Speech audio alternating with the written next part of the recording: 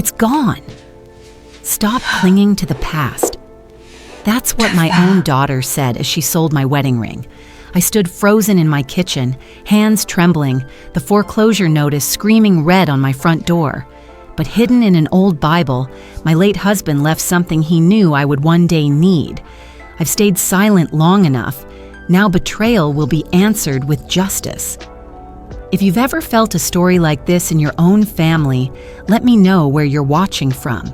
And if you enjoy these moments, I'd be glad to have you subscribe. The pawn slip lay on the table, creased and dirty, like a death certificate.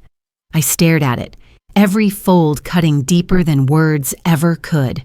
Her shoes clicked down the hallway, careless, fast, like she couldn't wait to leave the wreckage behind. I bit my tongue, swallowed the scream, watched her vanish into the dark. On the counter, the chipped mug bled coffee rings, circles inside circles, a quiet warning I almost missed. My throat burned, but I stayed silent, because silence can hold sharper blades than rage. And when the blade turns, it never misses. The Bible sat heavy on the shelf, its spine cracked, dust curling in the corners. I ran my hand across the cover, wiping gray into the air, a habit older than grief itself. It had followed me through decades. Hospital nights, empty mornings, arguments whispered and forgiven before dawn. Frank's hand once turned these pages every Sunday. Now mine trembled as I lifted it.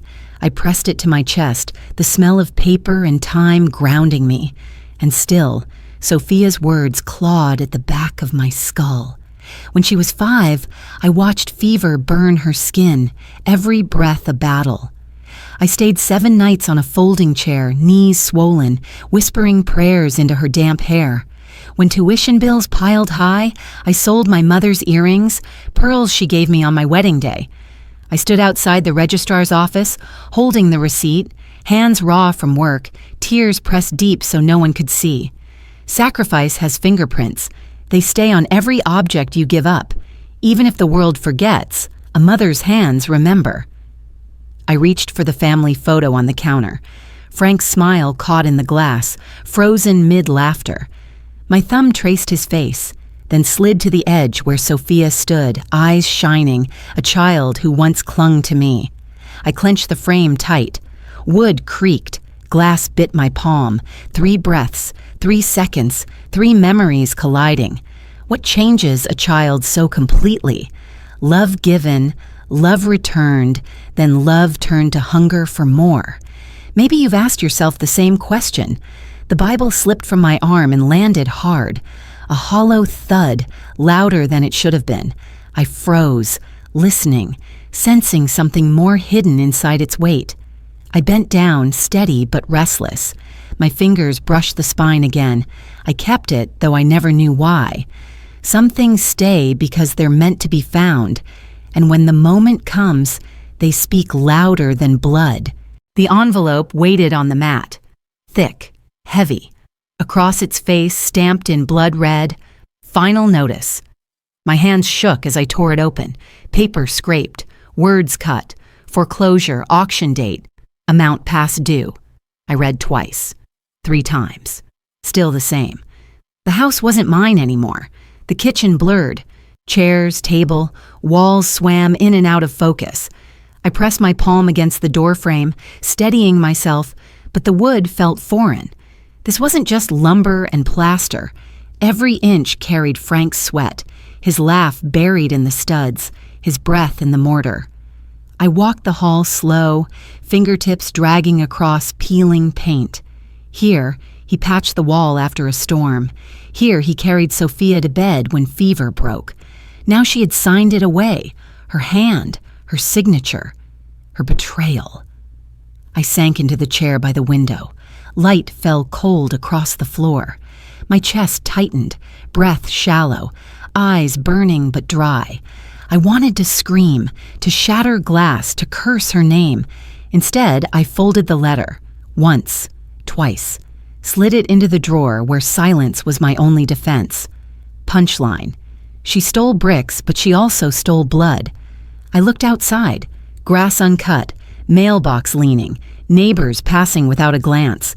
No one knew a life was collapsing behind this door.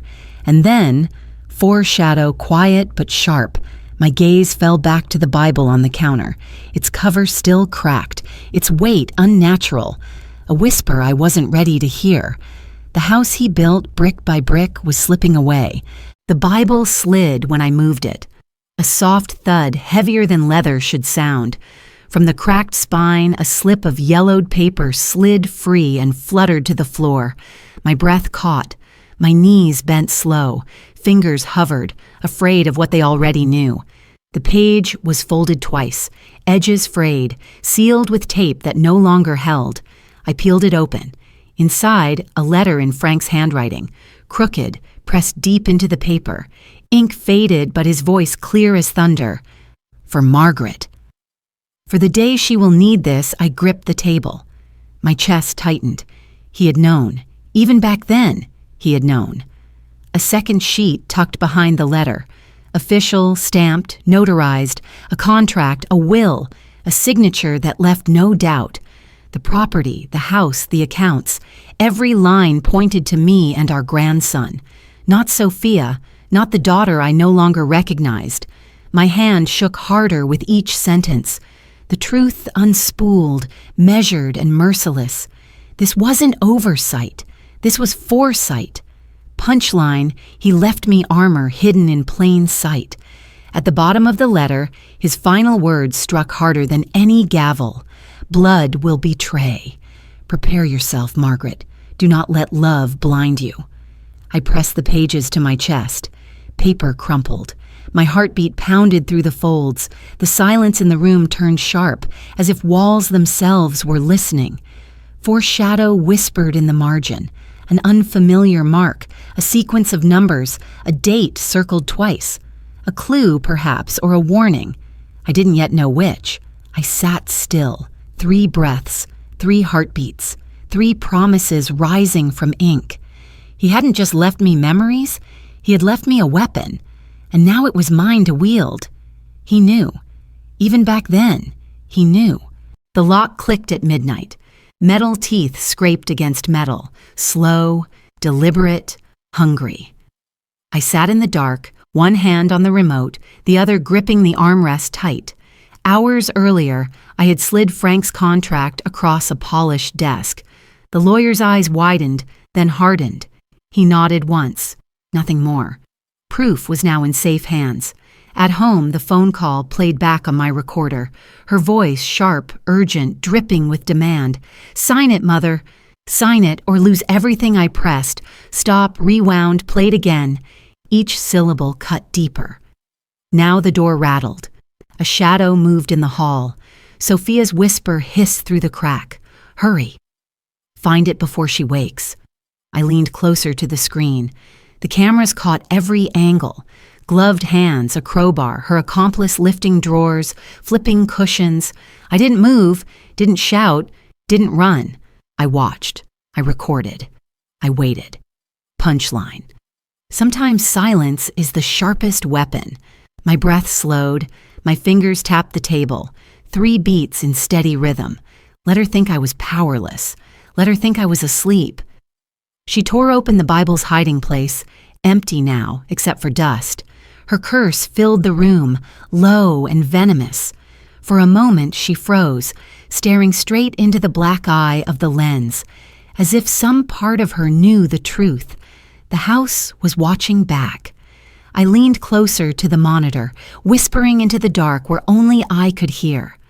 The camera never blinks. The glow of the screen burned her image into me, her face, her crime, her fall already written. An old woman shouldn't handle property. Her voice cracked through the courtroom, dripping contempt, eyes darting to the gallery for sympathy. The judge lifted an eyebrow. Pens stilled. Even the clock seemed to hold its tick. I rose slow, steady, hands flat on the table. 3 steps, 3 breaths, 3 decades of sacrifice boiled into silence. I faced her, my daughter, yet stranger now. You call me senile, I said, low but cutting. The fool is the one who sells blood for cash. Gasps rolled across the benches. Someone coughed and swallowed it back. The air tightened like rope pulled too hard. Punchline. Truth cuts deeper than any gavel. The lawyer nodded, pressed play. On the screen, Sophia, midnight black gloves, crowbar gleaming under my porch light. Her voice hissed from the speakers. Find it. Before she wakes, she froze in her chair, color draining as the words echoed against oak-paneled walls. I didn't move, didn't flinch. I let the silence crush her. She tried to speak, stumbled, clutched the edge of her skirt. The judge leaned forward, voice firm but measured. Do you deny this is you? No answer. Just trembling lips, eyes darting like a trapped animal. 3 movements again, fist clenched, jaw locked, shoulders squared. She shrank while I stood taller. Foreshadow sealed itself to memory, Frank's warning in ink. Blood will betray. Now it played out in flesh and bone, undeniable. The gallery shifted, whispers swelling like a tide. Faces turned from her, turned to me. I breathed once, sharp, then nothing. Silence belonged to me now. The fool is the one who sells blood for cash. Children's laughter spilled through the doorway, bright and reckless, bouncing off the old plaster walls. For a moment it startled me. This house had been silent too long. Now desks lined the living room. Chalk dust floated in the afternoon light. Hands scribbled letters across worn notebooks. Little voices stumbled, then steadied. I stood in the doorway, fingers brushing the frame Frank once built. This place wasn't just mine anymore. It was theirs, too. The court had ruled. The deed bore my name again, but justice meant little unless it grew roots. So I planted them here. Books stacked where bills once piled, hope where betrayal festered. The house had become a lesson in survival. On the mantel, a frame gleamed. Inside, the wedding ring he gave me, no longer hidden, no longer pawned, preserved in glass, untouchable. I touched the edge of the frame, pulse steady, lips pressed thin. His promise lived in metal. My promise lived in brick. Punchline. Betrayal fades.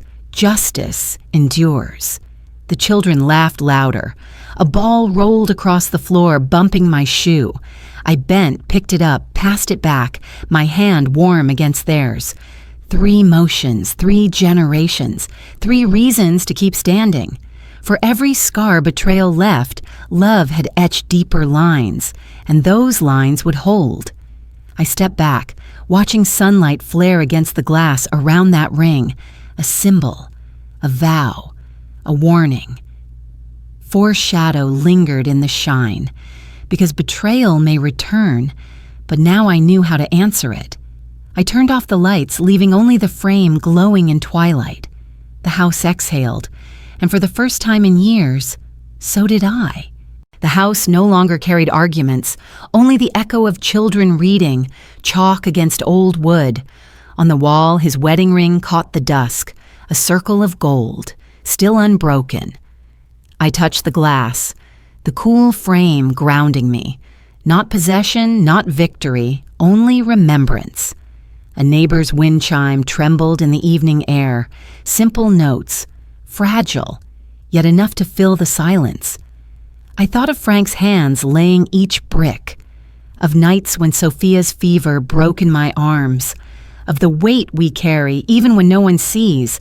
Some betrayals scar, others teach. Both leave traces that time cannot erase.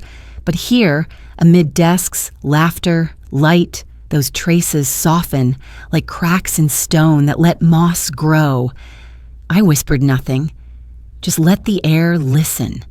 Because in the end, what remains is not the loss, not the courtroom, not the signatures, but the choice to build again. A ring, a room, a life reclaimed. What endures is not what's taken, but what we choose to keep alive. Thank you for spending this time with me. If the story touched you, please subscribe and share your own family memories in the comments below. I'd love to read them.